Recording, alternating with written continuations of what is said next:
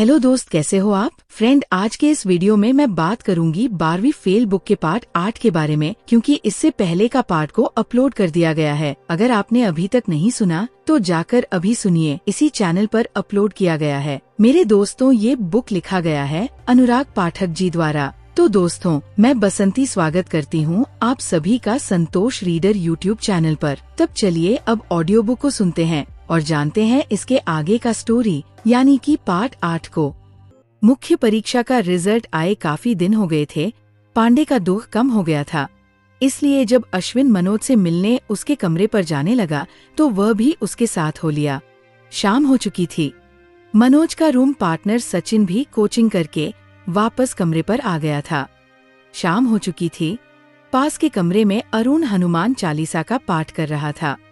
उसका स्वर आज उदास था, लेकिन हनुमान चालीसा की विद्यावान गुणी अति चातुर राम काज करीबे को आतुर पंक्तियों तक आते आते उसका उदास स्वर रोने की आवाज में हनुमान चालीसा पढ़ने लगा और अंत में वह हनुमान चालीसा छोड़कर जोर जोर से रोने लगा।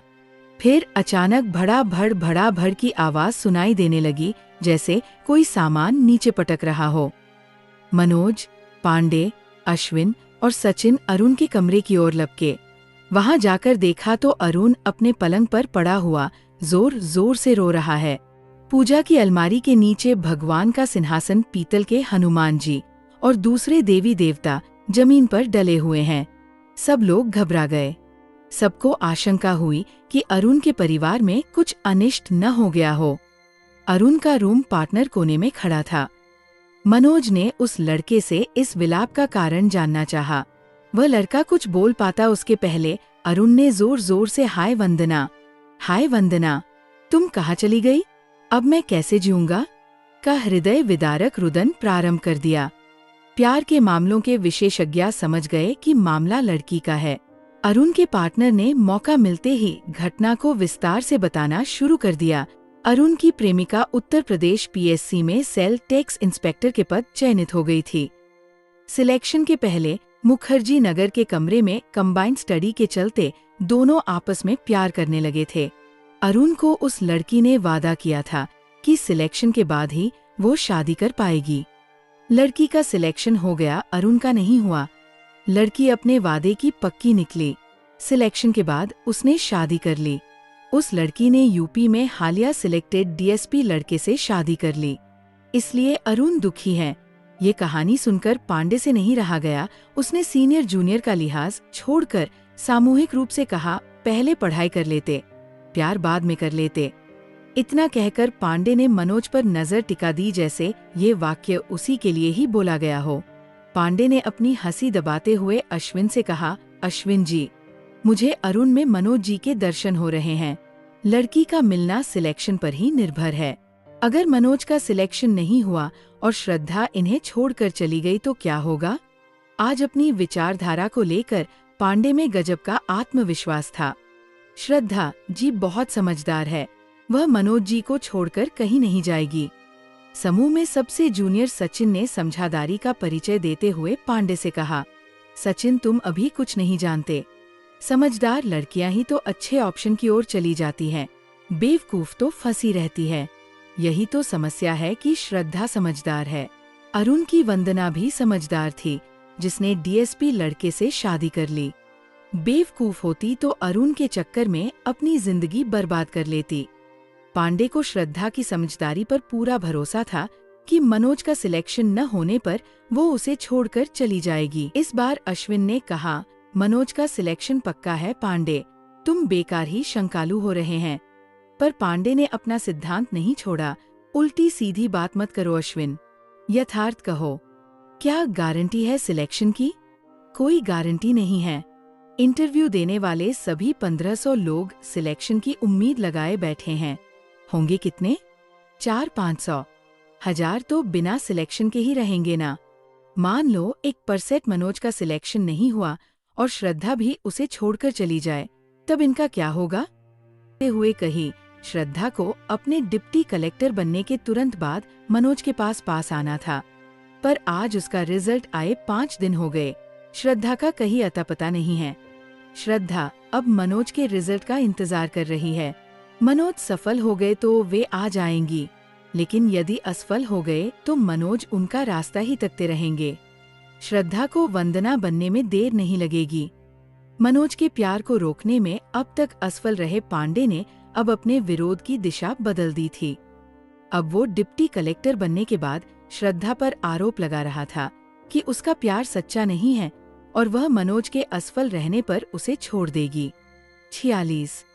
एक दिन इंटरव्यू की कोचिंग के बाद मनोज ने कमरे पर आकर देखा कि बगल के कमरे में रहने वाला अरुण अपना सूटकेस पकड़े कहीं जा रहा है। मनोज ने शिष्टाचारवश पूछ लिया, कहाँ जा रहो अरुण सर? अरुण ने अचानक भड़क कर कहा, इस बेवफा दिल्ली को छोड़कर अपने घर जा रहा हूँ। अभी मर नहीं गया हूँ मैं। नहीं बन पाया आईएएस आईपीएस तो क्या हुआ? ऐसा कौन सा बड़ा काम करते हैं आईएएस आईपीएस? नेताओं के सामने अपनी पूंछ दबाकर खड़े रहते हैं। इसलिए अब मैं राजनीति में जाऊंगा, मंत्री बनूंगा। मैं आईएएस आईपीएस नहीं बन पाया तो वंदना ने मुझे छोड़ दिया। मंत्री बनकर सबसे पहले उसके पति को नौकरी से निकालूंगा। मनोज, तुम्हारा सिलेक्शन ना हो तो घबराना नहीं, मेरी पार्टी ज्वाइन कर लेना, तुम्हें भी विधायक बना दूंगा। कई दिन की बड़ी हुई दाढ़ी और कई दिन से न सोई लाल आंखों में अजीब सी बेचारगी अरुण के चेहरे पर झलक रही थी। पागलों की तरह अनर्गल बातें कर रहा था वह। उसके पैर एक जगह स्थिर नहीं थे। जमीन पर रखे अपने ब्रीफकेस को छोड़कर सीढ़ियों की तरफ बढ़ गया। फिर उसे याद आया कि वह अपना ब्रीफकेस भूल गया है। उसने वापस आकर अपना ब्रीफकेस उठाया और सीढ़ियों पर लड़खड़ाते हुए नीचे उतरने लगा। अंतिम कुछ सीढ़ियों पर वो संभल नहीं पाया और लड़खड़ाकर गिर गया। ब्रीफकेस गिरकर खुल गया। मनोज ने लपककर सीढ़ियां उतरकर अरुण को संभाल लिया। ब्रीफकेस में कुछ सामान और अरुण की प्रेमिका वंदना के कुछ फोटो बाहर फैल गए। मनोज ने उन्हें संभालकर सूटकेस में रख दिया। अरुण अपने कमरे को लगातार देखने लगा। कमरे को लगातार देखते हुए अरुण बोला, 5 साल रहा हूँ यहाँ, अब कभी नहीं आऊंगा। मनोज को देखकर अरुण ने कसकर मनोज को गले लगा लिया और जोर जोर से रोने लगा। अरुण के साथ मनोज के भी आंसू निकल आए। अरुण रिक्शे में बैठकर चला गया। मनोज देर तक अरुण को जाते हुए देखता रहा, फिर दुखी होकर अपने कमरे में लौट आया। मनोज को आज श्रद्धा की ज्यादा ही याद आ रही थी। श्रद्धा अभी तक अल्मोड़ा से नहीं आई थी। मनोज अभी भी श्रद्धा का इंतजार कर रहा था। अरुण का दुखी चेहरा बार बार उसके सामने आ रहा था। कितनी पीड़ा, कितनी वेदना थी असफल और ठुकराए हुए अरुण के चेहरे पर। प्यार में धोखा खाया अरुण लगभग पागलपन की अवस्था में पहुंच गया था। उससे कभी प्यार करने वाली उसकी वंदना क्या इतनी निष्ठुर हो सकती है? क्या अब उसे पूरी तरह बर्बाद हो चुके अरुण की कोई फिक्र नहीं? डिप्टी कलेक्टर बनने के बाद श्रद्धा मनोज के इंटरव्यू के पहले दिल्ली जाना चाहती थी। पापा के पास दिल्ली से आए अनजाने फोन के कारण वह अपने पापा से बात नहीं कर पा रही थी। लेकिन एक दिन उसने हिम्मत की। पापा अपने बगीचे में फूलों और सब्जियों को पानी दे रहे थे। श्रद्धा दूर खड़े अपने पापा से अपने मन की बात कहने की हिम्मत जुटा रही थी। वह जानती थी कि उसके पापा उससे बहुत प्यार करते हैं। बिना कहे उसके मन की बात समझते हैं उसके पापा। उसने पापा से कहा, पापा ये गुलाब कितने अच्छे खिले हैं ना इस साल। पिछले साल कैसे मुरझा गए थे। श्रद्धा, गुलाब तो इसी साल लगाए हैं, पिछले साल ये गुलाब नहीं लगे थे। तुम कुछ और कहना चाहती हो शायद। पापा शायद उसके मन की उलझन समझ रहे थे। श्रद्धा की हिम्मत नहीं हो रही थी पापा के सामने मनोज के बारे बात करने की, पर बिना बात किए वह मनोज के पास जा भी नहीं सकती थी। पापा ने श्रद्धा से अभी तक दिल्ली से आए फोन का जिक्र नहीं किया था। उसकी मम्मी ने ही उसे फोन वाली बात बताई थी। इसलिए अब उसने ये तय कर लिया था कि वह अपने पापा के मन में आई हुई सारी शंकाओं को खत्म करके पापा की अनुमति से ही दिल्ली जाएगी।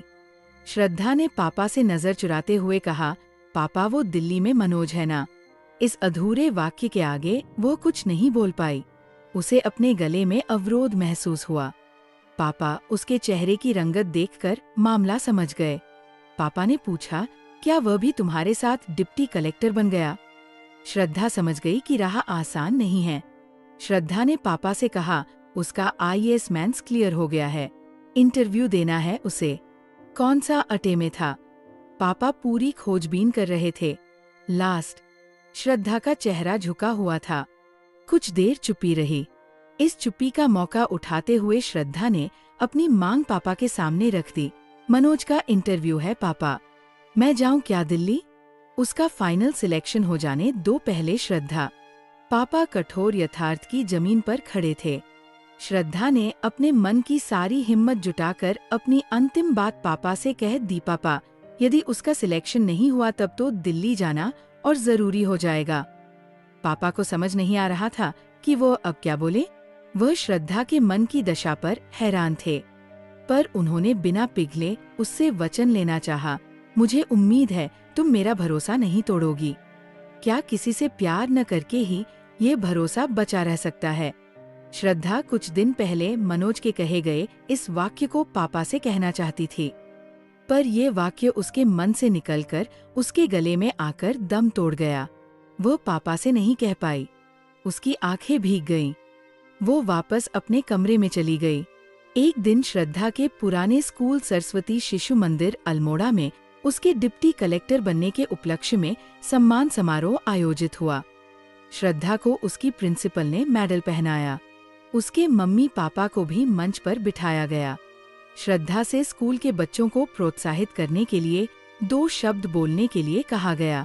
उसने बोलना शुरू किया, आदरणीय दीदी, आचार्य जी और मेरे प्यारे भैया बहनों। ऐसा ही एक सम्मान समारोह 7 साल पहले यहाँ इसी जगह हुआ था, जिसमें एमबीबीएस में सिलेक्ट बच्चों का सम्मान हुआ था। मैं एमबीबीएस में सिलेक्ट नहीं हो पाई थी और वहाँ पीछे बैठी थी, दुखी, उदास। मेरे पापा को मुझ पर बहुत भरोसा था, पर मैंने पापा का भरोसा तोड़ दिया था। श्रद्धा ने कुछ देर सांस ली, फिर आगे कहना जारी रखा, मैंने उस दिन खुद को वचन दिया कि मैं पापा का भरोसा कभी नहीं तोड़ूंगी, चाहे कुछ भी हो जाए। श्रद्धा आगे कहना जारी रखती है, बच्चों, ये इम्पोर्टेंट नहीं है कि हम अपनी जिंदगी में क्या लक्ष्य बनाते हैं। इम्पोर्टेंट यह है कि हम उस लक्ष्य को पाने के लिए जी जान से जुटते हैं या नहीं। हमें वादे करना चाहिए खुद से, अपने माता पिता से, अपने मित्रों से, कि जब तक हमें अपना लक्ष्य न मिल जाए हम चैन से नहीं बैठेंगे। वह कुछ देर चुप रही। हॉल में तमाम बच्चों के माता पिता भी उसे ध्यान से सुन रहे थे।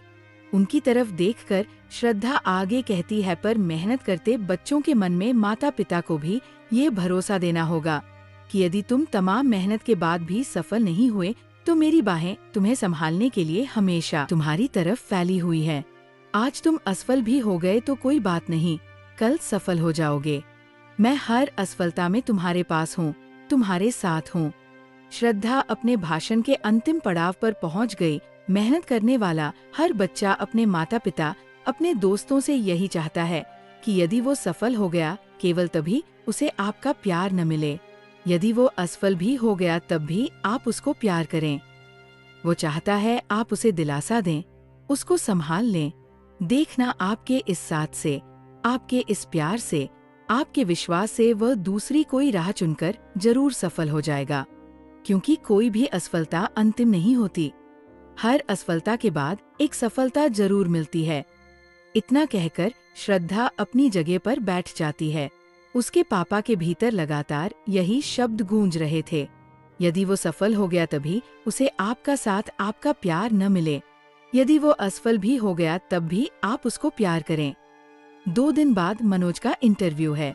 रात को श्रद्धा अपनी डायरी अपने सीने पर रखकर आंखें बंद किए लेटी है। उसके आंसू उसके गालों पर सूख गए थे। श्रद्धा के पापा उसके कमरे में आते हैं।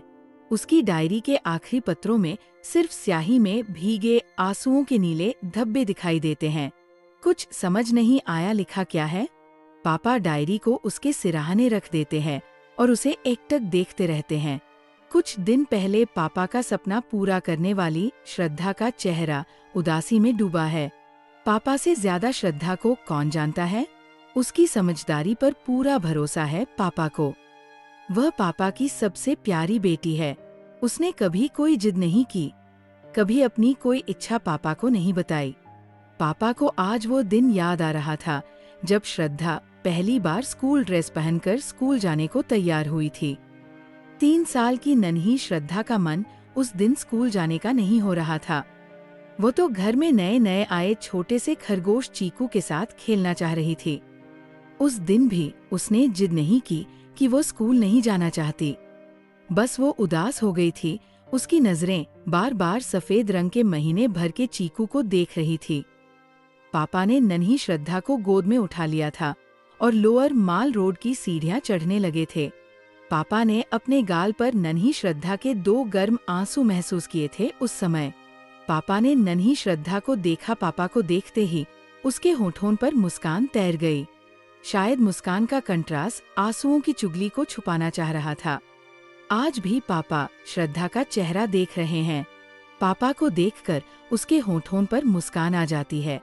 पापा अपनी बेटी के पास बैठ जाते हैं। पापा उसके सर पर हाथ फेरते हैं। उसकी पलकें बंद हो जाती है। उसकी बंद पलकों में पता नहीं क्या हलचल है। शायद अथाह अतल नीला समुद्र आंखों के भीतर हलचल कर रहा है, पर आंखें खुलती नहीं हैं। बिना खुले ही वह समुद्र श्रद्धा के गालों पर बहने लगता है। उसके होठों की मुस्कान गायब हो जाती है। पापा अपनी बेटी को अपने सीने से सटा लेते हैं। पिछले कई दिनों से डरी हुई, सहमी हुई चिड़िया फिर से अपने पंखों में जान महसूस करती है। 48 कल मनोज का इंटरव्यू है। वो अभी भी श्रद्धा का इंतजार कर रहा है। इंटरव्यू के लिए उसने विकास सर के यहाँ कोचिंग कर ली और अपने कैरियर, गृहनगर और समसामयिक घटनाओं की अच्छी तैयारी कर ली। लेकिन इंटरव्यू में तो कुछ भी पूछा जा सकता है, इसलिए अब क्या पढ़ाई करें, ये उसे समझ नहीं आ रहा था। इसलिए वो अपनी डायरी पढ़ने लगा। अब तक की अपनी जीवन यात्रा, 12th फेल से लेकर इंटरव्यू की दहलीज पर खड़े अपने जीवन की संघर्ष गाथा। डायरी पढ़ते पढ़ते मनोज को वह दिन याद आ गया जब पांडे उसकी नौकरी लगवाने जगदीश तोमर के यहाँ ले गया था। वो आज इंटरव्यू तक पहुंचा है, उसका बहुत बड़ा श्रेय पांडे को भी है। ऐसा सोचकर उसका का मन पांडे के लिए कृतज्ञता से भर गया। उसकी इच्छा पांडे से मिलने की होने लगी। मनोज पांडे के कमरे पर गांधी विहार जाने के लिए तैयार हो गया। वो जैसे ही कमरे से बाहर निकला, सामने से तेज चाल में अपनी आंखों में भरोसा और होठों पर मुस्कान लिए श्रद्धा आती हुई दिखाई दी। श्रद्धा ने मनोज से कहा, सॉरी मनोज, मैं लेट हो गई। श्रद्धा को देखकर मनोज के चेहरे पर मुस्कुराहट आ गई। नहीं श्रद्धा, तुम मेरी जिंदगी में एकदम सही समय पर आई हो। तुम्हारे आने से ही सब कुछ अच्छा हुआ है मेरी जिंदगी में। अपनी तारीफ सुनकर श्रद्धा मुस्कुरा गई। मनोज ने फिर श्रद्धा से कहा, श्रद्धा, मुझे पांडे से मिलने जाना है। अपने जीवन में उसका योगदान मैं कभी नहीं भूल सकता। जब मैं ग्वालियर में था तब पांडे ने मेरी बहुत सहायता की थी। मैं उसके बिना शायद यहाँ तक नहीं पहुँच सकता था, पर पांडे ने तो तुम्हारा अपमान किया था। श्रद्धा ने मनोज से पूछा, नहीं श्रद्धा, जो पांडे मेरा आटा चक्की पर काम करते हुए देखना सह नहीं पाया था और मुझे अपने साथ रख लिया था, वह मेरा क्या अपमान करेगा। श्रद्धा कक्षा 5 की हिंदी में एक पाठ था, हरपाल सिंह की 5 बातें। उसमें कहा गया था कि जिसने आपका कभी भला किया हो उसका साथ कभी मत छोड़ो। मनोज की बात सुनकर श्रद्धा की आंखें भीग गईं। मनोज, मुझे लगता है कि मैंने तुम्हें चुनकर दुनिया के सबसे अच्छे लड़के को चुना है, जिसके पास ऐसा दिल है, जो सबसे प्यार करना जानता है, जो किसी से नफरत कर ही नहीं सकता। मनोज ने श्रद्धा से कहा, जब आप किसी एक से भरपूर प्यार करते हैं तो आपके दिल में किसी से नफरत करने की जगह कहाँ बचती है श्रद्धा। श्रद्धा और मनोज गांधी विहार पांडे के कमरे पर पहुंच गए। पांडे अपने कमरे में पलंग पर लेटा, दुखी मन मेरे सुन मेरा कहना, जहाँ नहीं चैना वहाँ नहीं रहना गाना गुनगुना रहा था। मनोज के साथ श्रद्धा को देखकर पांडे चौंक गया। उसने गाना बंद कर दिया और उठकर बैठ गया। मनोज ने पांडे से कहा, कल मेरा इंटरव्यू है पांडे। मुझे इंटरव्यू तक पहुंचाने में श्रद्धा के अलावा यदि किसी का सबसे बड़ा योगदान है वो तुम हो। तुमने यदि मेरा साथ न दिया होता तो शायद मैं कभी यहाँ तक नहीं पहुँच पाता। आज तुम्हारी शुभकामनाएं बहुत जरूरी है मेरे लिए। श्रद्धा ने मनोज का साथ दिया। भैया अब आप भी अपने लास्ट अटेम्प्ट की तैयारी के लिए जी जान से जुट जाइए। मनोज का भी देखो लास्ट अटेम्प्ट्स में इंटरव्यू के लिए कॉल हुआ है। अगर मनोज का सिलेक्शन नहीं हुआ तो? पांडे ने श्रद्धा के मन की थाह लेनी चाहिए। उसे अभी भी श्रद्धा पर भरोसा था कि वह मनोज के असफल होने पर उसे छोड़कर चली जाएगी। लेकिन श्रद्धा ने पांडे की आशंकाओं को गलत साबित करते हुए कहा, ये आशंकाएं तो जिंदगी भर चलती रहेगी। मुख्य बात है कि मनोज ने अपनी पूरी मेहनत से तैयारी की। अब अगर नहीं हुआ तो दुनिया में दूसरे बहुत काम है करने को। मेरे लिए मनोज इम्पोर्टेंट है, वो क्या बनता है ये इम्पोर्टेंट नहीं। अंतिम वाक्य कहते समय श्रद्धा की नजरें झुक गई। पांडे तुम भी इस साल टूटकर मेहनत करो, फिर देखना तुम्हारे मन के सारे संशय, सारे अविश्वास सब दूर हो जाएंगे। भयानक मेहनत ही है जो हम सबको संतुलित रखती है और सफलता भी देती है। मनोज ने पांडे को प्रोत्साहित करने की कोशिश की। मनोज और श्रद्धा को दूर करने के सारे षड्यंत्र पांडे के बेकार चले गए थे कि कोई अलग इच्छा छुपी हो, या हो सकता है कि मैं तुम्हारी जगह होता तो शायद मैं भी यही करता। पांडे मौन रहा, वह कुछ नहीं बोल सका। मनोज और श्रद्धा ऑटो में बैठकर नेहरू विहार की ओर चल दिए। पांडे उन दोनों को जाते हुए देखता रहा। 49 मनोज और श्रद्धा यूपीएससी के ऑफिस जाने के लिए तैयार हो गए। मनोज जीवन में पहली बार कोई इंटरव्यू देने जा रहा था। श्रद्धा मुझे डर लग रहा है, पता नहीं इंटरव्यू में क्या पूछेंगे, मैं उनका सही जवाब दे पाऊंगा या नहीं। कितने ही टॉपिक छूट गए, मैं उनका रिवीजन भी नहीं कर पाया। ऑटो में बैठे मनोज ने श्रद्धा से कहा, मनोज बस एक बात याद रखना कि ये इंटरव्यू तुम्हें जानने के लिए लिया जा रहा है। तुम क्या हो, तुम जिंदगी को किस नजरिए से देखते हो, इस दुनिया, इस समाज, इस नौकरी को देखने की तुम्हारी दृष्टि क्या है। इसलिए तुम्हें कुछ भी रिवीजन नहीं करना, सिर्फ अपने आप को जानना है। श्रद्धा ने शायद उत्तरांचल पीएससी के दिए अपने इंटरव्यू के अनुभव से मनोज को समझाया। यूपीएससी के गेट पर इंटरव्यू देने वाले विद्यार्थियों की भीड़ बढ़ रही थी। सभी विद्यार्थी फॉर्मल ड्रेस में थे। अधिकांश लड़के ऑफ व्हाइट शर्ट और नेवी ब्लू ब्लेजर में थे। लड़कियों ने साड़ी पहन रखी थी। गेट नंबर 1 पर उम्मीदवारों के प्रवेश पत्र चेक हो रहे थे। उनके साथ आए उनके परिजन और मित्रों को दूसरे गेट से अंदर पार्क में बैठने के लिए कह दिया गया था। मनोज को अंदर भेजकर श्रद्धा भी पार्क में जाकर बैठ गई। मनोज और दूसरे प्रतियोगी अब एक बड़े से हाल में थे, जहां कई मेजों पर उनके प्रमाण पत्र एवं मार्कशीट यूपीएससी के कर्मचारी चेक कर रहे थे। जिनके प्रमाण पत्र और मार्कशीट चेक हो गए थे, उन्हें आज किस बोर्ड में इंटरव्यू देना है, ये बताया जा रहा था। इस बड़े से हाल में महात्मा गांधी और सरदार पटेल की बड़ी सी तस्वीर दीवार पर टंगी हुई थी। ठीक 10:30 बजे हलचल हुई। दरबान कमरे के अंदर बाहर होने लगे। इससे लोगों ने अंदाज लगाया कि कमरे में इंटरव्यू लेने वाले शायद आ गए हैं। प्रतियोगियों के दिल की धड़कनें बढ़ने लगी थीं। उनके गले सूखने लगे थे। उनके हाथ पैरों में कंपन होने लगा। मनोज का इंटरव्यू डॉ पीडी अग्रवाल के बोर्ड में पड़ा। डॉ अग्रवाल आईआईटी दिल्ली के पूर्व डायरेक्टर थे, जिन्हें सरकार ने संघ लोक सेवा आयोग का मेंबर बना दिया था। मनोज के लिए ये खबर हताश करने वाली थी कि उसके इंटरव्यू बोर्ड के चेयरमैन का हिंदी साहित्य और इतिहास से कोई लेना देना नहीं है। डॉ अग्रवाल इस बात के लिए भी बदनाम थे कि वह इंजीनियर और इंग्लिश मीडियम के लड़कों को इंटरव्यू में अच्छे नंबर देते हैं और सोशल साइंस एवं हिंदी मीडियम के लड़कों को कम नंबर देकर विदा कर देते हैं। दरबान ने पहले लड़के नाम नाम पुकारा। लड़के ने अपने बाल, अपने कपड़े, अपना कोट ठीक किया और अंदर चला गया। बाहर बैठे लोगों को घबराहट होने लगी। लोगों को कुछ नहीं समझ आ रहा था कि अंदर उस लड़के से क्या पूछा जा रहा है। लड़का लगभग 20 मिनट के बाद इंटरव्यू देकर वापस आया। इस लड़के से पूछने पर ही अंदर के माहौल का पता लग पाएगा। लड़के ने दुस्वी होकर कहा, मैंने बताया कि मैं 10वीं क्लास से नियमित दिनचर्या से योग कर रहा हूँ। तो चेयरमैन श्री अग्रवाल बोल पड़े कि आप रोज खाना खाते हैं, तो वह भी आपकी हॉबी है क्या? मैं इसका कुछ जवाब नहीं दे पाया। डॉ अग्रवाल बहुत खतरनाक हैं, बिल्कुल नहीं हंसते। मनोज समझ गया था कि इंटरव्यू की कुछ भी दिशा हो सकती है, इसलिए उसे खुले दिमाग से अंदर जाना चाहिए। पहले से कुछ भी विचार करने की जरूरत नहीं है। अगला लड़का बाहर आया तो वो भी दुखी था। उसने बताया कि उसके बीएससी में फिजिक्स में अच्छे नंबर नहीं आ पाए थे, इसलिए डॉ अग्रवाल ने उसी पर मेरी खिंचाई कर दी। उन्होंने मुझसे पूरे 20 मिनट फिजिक्स ही पूछा और बाद में कह दिया कि मेरी तैयारी अच्छी नहीं है, अगले साल आना। इतना कहकर लड़का दुखी हो गया, उसकी आंखें भीग गईं। लड़का अपनी आंखें छुपाता हुआ बाहर चला गया। मनोज इस लड़के के इंटरव्यू को सुनकर घबरा गया। इस लड़के के तो केवल फिजिक्स में ही कम नंबर थे।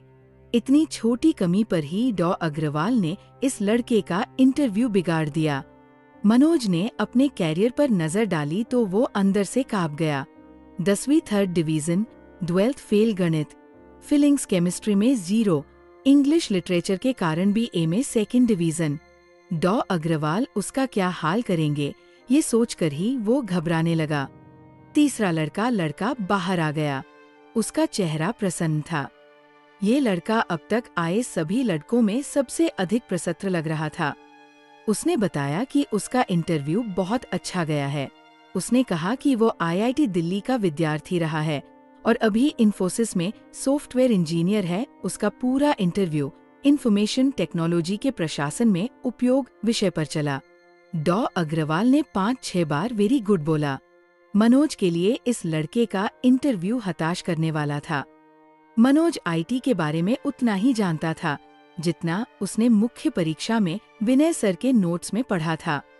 मनोज ने अपने विचलित और चिंतित मन को शांत करने के लिए आंखें बंद कर ली। बंद आंखों के पीछे कुछ दृश्य तैरने लगे। मनोज का पूरा जीवन ही तैर गया अचानक। मनोज का गांव, उसका घर, ग्वालियर का कॉलेज, ग्वालियर की लाइब्रेरी, बाहर बगीचे में बैठी श्रद्धा, सब एक रील की तरह मनोज की आंखों के पर्दे पर झिलमिलाकर आते जाते रहे। मनोज आंखें बंद किए हुए बैठा रहा। तभी दरबान की आवाज मनोज ने सुनी, मनोज कुमार शर्मा। मनोज उठा, उसने अपने बालों पर हाथ फेरा, अपना चश्मा ठीक किया और दरबान के साथ गेट के पास आकर खड़ा हो गया। दरबान ने गेट खोला। मनोज ने अंदर प्रवेश किया। बाहर बैठकर कल्पना करने वाला दृश्य अब एकदम सामने था।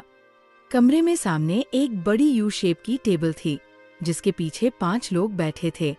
4 लोग सूट में थे, जबकि एक बुजुर्ग से व्यक्ति धोती कुर्ता पहने बैठे थे। बीच में डॉ अग्रवाल बैठे थे। मनोज ने कमरे में घुसते ही सबसे पहले सभी को नमस्कार किया और अपनी बैठने वाली कुर्सी के पास जाकर खड़ा हो गया। डॉ अग्रवाल ने मनोज को बैठने का इशारा किया तो वो धन्यवाद कहकर बैठ गया। बोर्ड मेंबर के चेहरों पर मुस्कान थी। वे शायद मनोज को रिलैक्स कर रहे थे। शायद वह जानते थे कि प्रतियोगी इस समय बहुत तनाव में होता है, इसलिए शुरुआती प्रश्न सरल और परिचयात्मक ही पूछे जाते हैं। डॉ अग्रवाल ने मनोज से पूछा, अच्छा मनोज, तुम सिविल सर्विस में क्यों आना चाहते हो? तुम्हें प्रशासन में आने की प्रेरणा कहाँ से मिली? ये प्रश्न सरल था। इस प्रश्न का उत्तर देने के लिए किसी ज्ञान अथवा थ्योरी की आवश्यकता नहीं थी। मनोज ने 4-5 सेकंड सोचा।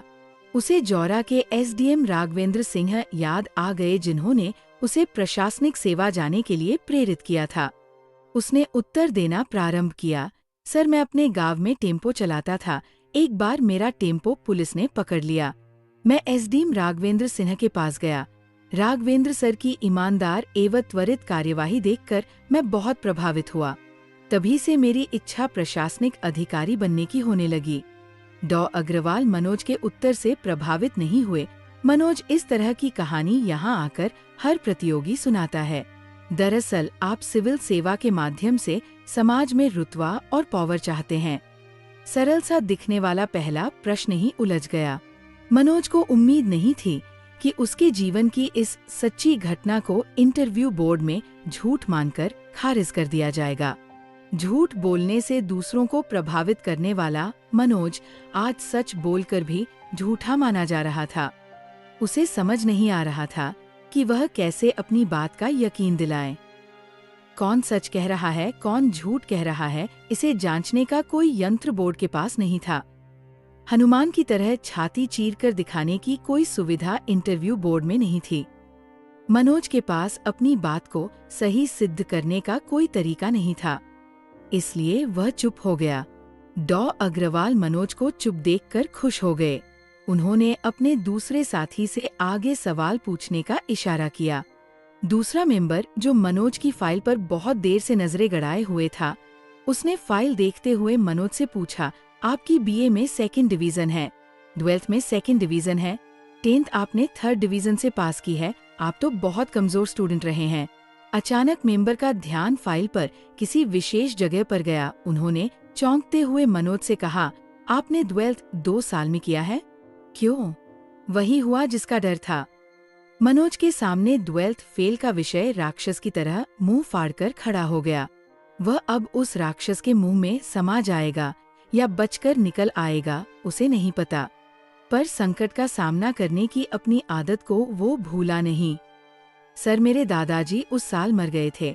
सर, मुझे परीक्षा के पहले ही दिन चिकन पॉक्स हो गया था। इंटरव्यू बोर्ड में अभी तक उसकी कही गई सच्ची बात को झूठ माना गया था, इसलिए हेल्थ फेल पर वह अपनी पुरानी आदत के अनुसार ये सब झूठ बोलकर आगे उस संकट से बच सकता था। पर आज उसने सच बोलने का फैसला किया। उसे लगा कि सच ही वह ताकत है जो उसे आज बचा सकती है। मनोज ने अपनी बात मजबूती से कही, उस साल स्कूल में नकल नहीं हुई थी सर, इसलिए हिंदी छोड़कर सभी विषयों में फेल हो गया था और नकल उन्हीं राघवेंद्र सिंह ने नहीं होने दी थी जिनसे मैं प्रभावित हुआ था। मनोज को नहीं पता था कि उसका ये जवाब अब आगे क्या रंग दिखाएगा। वह नहीं जानता था कि आईएएस के इंटरव्यू में अपने आप को हेल्थ फेल बताकर उसे लाभ होगा या वह बर्बाद हो जाएगा। पर उसने भावावेश में भयानक रिस्क ले लिया था। उसे नहीं पता था कि उसके इस जवाब से मेंबर प्रभावित होंगे या उसे अयोग्य मानते हुए बाहर का रास्ता दिखा देंगे। तकनीकी क्षेत्र के विशेषज्ञ डॉ अग्रवाल ने अपने जीवन में आईआईटी के बेहतरीन स्मार्ट लड़के देखे थे जो अपने करियर में थ्रू आउट फर्स्ट क्लास रहे थे। ऐसे ही लड़कों को वह देश का भविष्य मानते थे।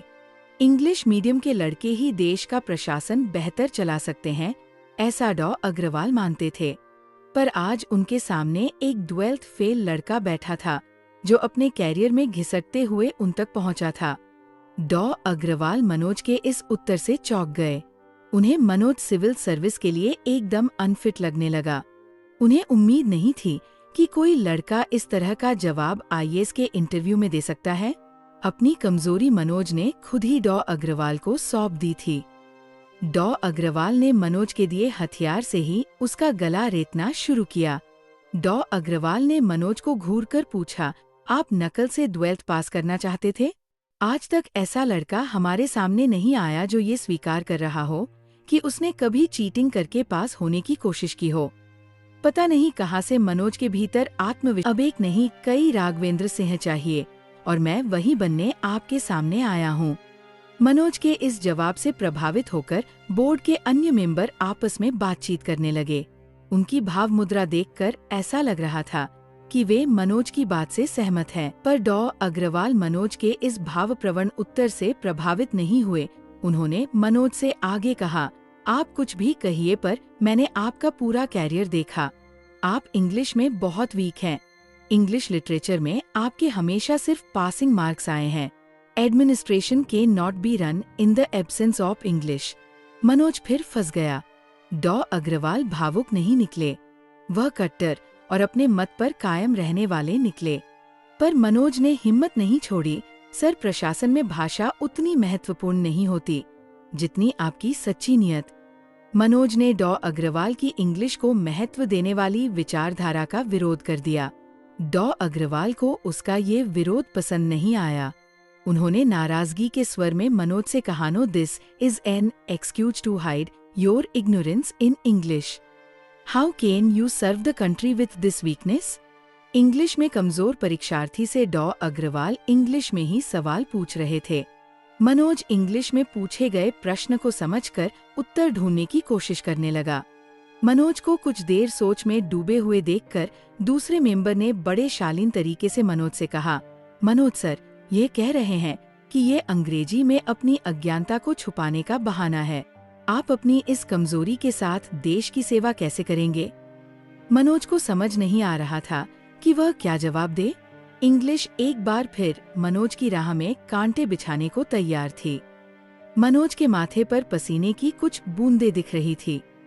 धोती कुर्ता पहने बुजुर्ग मेंबर ने मनोज को घबराया हुआ जानकर पूछा, मनोज, आप पानी पीना चाहेंगे? उस मेंबर ने टेबल पर कांच के ग्लास में रखे पानी की तरफ इशारा किया। मनोज ने पानी से भरे कांच के ग्लास को देखा। उसकी हिम्मत नहीं हुई पानी पीने की। कुछ सेकंड खामोशी रही। डॉ अग्रवाल के होंठों पर मंद मंद मुस्कान तैर रही थी। उन्हें इंग्लिश में कमजोर छात्र को इंग्लिश के हथियार से घायल करने में मजा आ रहा था। मनोज कुछ विचार करते हुए एकटक पानी के ग्लास को देखता रहा। फिर मनोज ने वह ग्लास अपने हाथ में उठा लिया। फिर कुछ सोचकर वो डॉ अग्रवाल से बोला, सर, मैं ये पानी नहीं पी सकता। बोर्ड मेंबर मनोज के इस व्यवहार पर चौंक गए। एक मेंबर ने पूछा, पानी गंदा है क्या मनोज? मनोज ने विनम्रता से कहा, नहीं सर, पानी तो साफ है, पर मैं कांच के ग्लास में पानी नहीं पीता, मुझे स्टील का ग्लास पसंद है। डॉ अग्रवाल मनोज के इस उत्तर को समझ नहीं पाए और नाराज होकर बोल पड़े, ये क्या बात हुई? तुम्हें पानी पीने से काम है या ग्लास से? कोई भी ग्लास हो, पानी तो वही रहेगा ना। मनोज ने बड़ी शालीनता से डॉ अग्रवाल और दूसरे मेंबर से कहा, जी सर, यही मैं कह रहा हूँ। असली चीज पानी है, बर्तन नहीं। अगर पानी साफ है तो वो कांच के ग्लास में है या स्टील के, कोई अंतर नहीं पड़ता। आपके विचार, आपकी भावनाएं, आपका ज्ञान यदि अच्छा है, श्रेष्ठ है, देश हित में है, तो ये अंतर नहीं पड़ता कि वो इंग्लिश माध्यम से प्रकट हो या हिंदी माध्यम से। इतना कहकर मनोज ने हाथ में पकड़े पानी के ग्लास से पानी पीकर खाली ग्लास टेबल पर रख दिया। मनोज के इस अप्रत्याशित उत्तर से सभी मेंबर आश्चर्यचकित रह गए। मनोज ने अपनी बात पूरी की, सर, मैं जानता हूँ कि इंग्लिश बहुत जरूरी है, इसलिए उसे सीखने की हमेशा मैंने कोशिश की है। पहली बार जब मैंने मुख्य परीक्षा दी थी तो टूरिज्म के स्थान पर टेररिज्म पर ऐसे लिखाया था और इंग्लिश में फेल हो गया था, पर उसके बाद 2 बार उसी इंग्लिश में पास भी हुआ। इसका अर्थ है कि मेरी इंग्लिश लगातार अभ्यास से बेहतर हो रही है। बुजुर्ग मेंबर के चेहरे पर चमक आ गई, उनके मुंह से अनायास निकल गया, वाह मनोज। मनोज को इस प्रोत्साहन से बल मिला, पर डॉ अग्रवाल की नजरें नीचे रखे उसके सर्टिफिकेट पर टिकी रही। उनका इंग्लिश का पैना हथियार मनोज ने बेकार कर दिया था। लेकिन डॉ अग्रवाल आसानी से छोड़ने वाले नहीं थे। उन्होंने मोर्चा बदलते हुए पूछा, आपके पहले आईआईटी दिल्ली का विद्यार्थी इंटरव्यू के लिए आया था, जो 12th में अपने स्टेट का टॉपर भी था। उसके स्थान पर आपको सिलेक्ट क्यों करे, बताएं आप? मनोज का हेल्थ फेल उसका पीछा नहीं छोड़ रहा था। उसे लग रहा था उसका पूरा इंटरव्यू 12th फेल पर ही खत्म होगा। उसके द्वारा इंटरव्यू के लिए की गई तमाम राष्ट्रीय अंतर्राष्ट्रीय घटनाओं की तैयारी किसी काम नहीं आ रही थी। डॉ अग्रवाल ने उसे उसके कैरियर पर ही उसे घेरने का मन बना लिया था।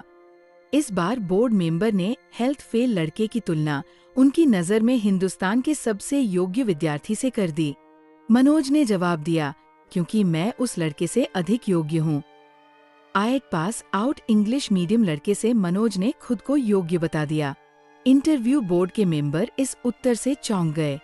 सब एक दूसरे का चेहरा देख रहे थे। वे अब इसका कारण जानना चाहते थे। एक अन्य मेंबर ने आश्चर्य से पूछा, आप कैसे योग्य है उस लड़के से जो क्लास फर्स्ट से आज तक अपनी हर परीक्षा में टॉप करता आ रहा है? मनोज ने जवाब दिया, अपनी अयोग्यता को जीतना ही सबसे बड़ी योग्यता होती है। मैं 12th फेल एक अयोग्य लड़का हुआ करता था सर, क्योंकि गांव के बच्चों को गांव के सरकारी स्कूलों में पढ़ाई का वो स्तर नहीं मिलता कि शहरों के इंग्लिश मीडियम स्कूल के लड़कों से कॉम्पीट कर सकें। इन अभावों के बावजूद अपने संघर्ष और संकल्प के कारण मैं यहाँ तक आ सका हूँ। किन्हीं 2 लोगों की तुलना उनके परिणामों से नहीं होनी चाहिए, बल्कि उनकी परिस्थितियों और सुविधाओं के आधार पर भी होनी चाहिए। मनोज ने अपनी बात कह दी। बोर्ड के दूसरे मेंबर मनोज की बात से सहमत होते हुए दिख रहे थे, लेकिन डॉ अग्रवाल फिर टस से मस नहीं हुए। डॉ अग्रवाल को शायद मनोज का उत्तर पसंद नहीं आया उन्होंने कहा, ये सब अपनी अयोग्यता को छुपाने के बहाने हैं। जो लड़का मैथ्स और इंग्लिश के डर से उन्हें छोड़ देता है, वह क्या शासन में भी कठिन मौकों पर गिव अप नहीं कर जाएगा? आप लोगों को कुछ पूछना है? डॉ अग्रवाल ने मनोज के उत्तर को सुने बिना दूसरे सदस्यों से कहा। एक दूसरे सदस्य ने मनोज से कहा, देखिए, आप कुछ भी कहें पर आपका कैरियर ग्राफ ये बता रहा है कि आप एक बहुत कमजोर विद्यार्थी रहे हैं। मुझे लगता है कि ऐसे कमजोर और असफल विद्यार्थी की सिविल सेवा में कोई जगह नहीं होनी चाहिए। सिविल सेवा में शार्प और टैलेंटेड लोग चाहिए। बताइए, हम आप जैसे असफल लड़के को क्यों चुने? क्योंकि असफलता जरूरी है। कोई भी बड़ी सफलता तब तक नहीं मिलती जब तक आप कई बार असफल नहीं हो जाते। इतना कहकर मनोज ने कुछ देर सभी मेंबर को एक नजर देखा, फिर अपनी बात आगे बढ़ाई। थॉमस अल्वा एडिशन बल्ब बनाने के पहले हजारों बार असफल हुआ। केवल एक सफलता से एडिसन टैलेंटेड नहीं कहलाए, बल्कि असफलताओं की सीढ़ियों पर चढ़ चढ़ कर, गिर गिर कर ही वह टैलेंटेड बन सके। तेनजिंग नार्गे एवरेस्ट को जीतने के पहले 7 बार असफल हुए थे। यदि वह पहली या दूसरी असफलता से निराश होकर घर बैठ जाते तो कभी एवरेस्ट फतह नहीं कर पाते।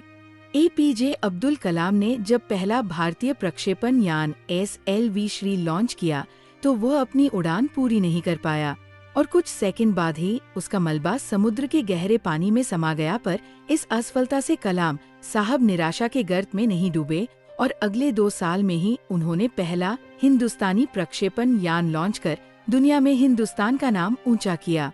मनोज ने ग्वालियर की लाइब्रेरी में पढ़ी तमाम किताबों में से उदाहरण देकर अपनी बात को मजबूत बनाया। मनोज के इस जवाब का अग्रवाल पर कोई प्रभाव नहीं पड़ा। उन्होंने मनोज के उत्तर में से ही अपने मतलब का प्रश्न ढूंढ लिया। अच्छा मनोज, बताओ, सैटेलाइट लॉन्च व्हीकल फिजिक्स के किस सिद्धांत पर काम करता है? मनोज को इस तकनीकी के बारे में कुछ नहीं पता था। उसने कहा, सॉरी सर, मुझे नहीं पता। ये तो तुम्हें जानना चाहिए मनोज, डॉ अग्रवाल ने मनोज से कहा। पर डॉ अग्रवाल ने ये नहीं बताया कि मनोज को ये क्यों जानना चाहिए। मनोज चुप रहा। डॉ अग्रवाल बहुत अनुभवी थे, उनके पास हथियारों की कमी नहीं थी। उन्होंने मनोज पर नया हथियार आजमाया। आप हिंदी साहित्य के एक अच्छे लेक्चरर बन सकते हैं, पर जिले का प्रशासन टेक्नोलॉजी में माहिर लोग ही संभालें तो ही देश तरक्की करेगा। मनोज अब तक तकनीकी ज्ञान से लबालब भरे डॉ अग्रवाल को प्रभावित नहीं कर सका था।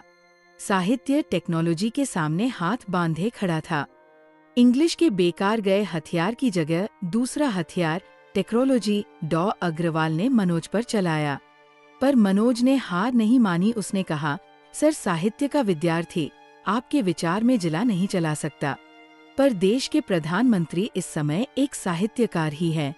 क्या उनकी योग्यता पर भी आपको संदेह है? मनोज ने कमरे लगी देश के प्रधानमंत्री अटल बिहारी वाजपेयी की तस्वीर की ओर इंगित करते हुए कहा। मनोज ने ग्वालियर के MLB कॉलेज के अपने सीनियर और भारत के प्रधानमंत्री को अपने पक्ष में खड़ा कर दिया। उसका जवाब सुनकर बोर्ड के दूसरे सदस्य हतप्रभ रह गए। ऐसा उत्तर उन्होंने इसके पहले कभी भी किसी इंटरव्यू में नहीं सुना था। डॉ अग्रवाल भी भारत के प्रधानमंत्री को मनोज के समर्थन में खड़ा देखकर कुछ देर के लिए हिल गए। उन्होंने दूसरे मेंबर से प्रश्न पूछने के लिए कहा। उस मेंबर ने मनोज से पूछा, मनोज, यदि कल्पना करो, यदि तुम किसी शहर के पुलिस कमिश्नर हो, कुछ आतंकवादी तुम्हारे शहर पर हमला करते हैं, बताओ तुम्हारी क्या रणनीति होगी? मनोज ने कुछ देर सोचकर इस काल्पनिक प्रश्न का जवाब दिया, मैं हमेशा कुछ बुलेट प्रूफ गाड़ियां शहर के मुख्य स्थलों पर तैनात करूंगा, जिसमें आतंकवाद विरोधी दस्ते के जवान तैनात होंगे। ये तुरंत कार्यवाही करेंगे। यदि किसी स्थल पर हमला होता है तो उसी जगह उन आतंकवादियों को उलझाए रखूंगा, जिससे वो शहर के दूसरी जगह न जा सकें। घायलों को तुरंत अस्पताल पहुंचाऊंगा। काल्पनिक प्रश्न का काल्पनिक जवाब सुनकर मेंबर ने मनोज से कहा, वेरी गुड मनोज। मनोज का जवाब समाप्त होते ही डॉ अग्रवाल ने मनोज से कह दिया, मनोज, अब तुम जा सकते हो, धन्यवाद। मनोज धन्यवाद देकर अपनी सीट से उठा और दरवाजे की तरफ जाने के लिए पलटा ही था कि बुजुर्ग मेंबर ने उसे रोका और पूछा, तुम्हारा ये कौन सा अटे में है मनोज?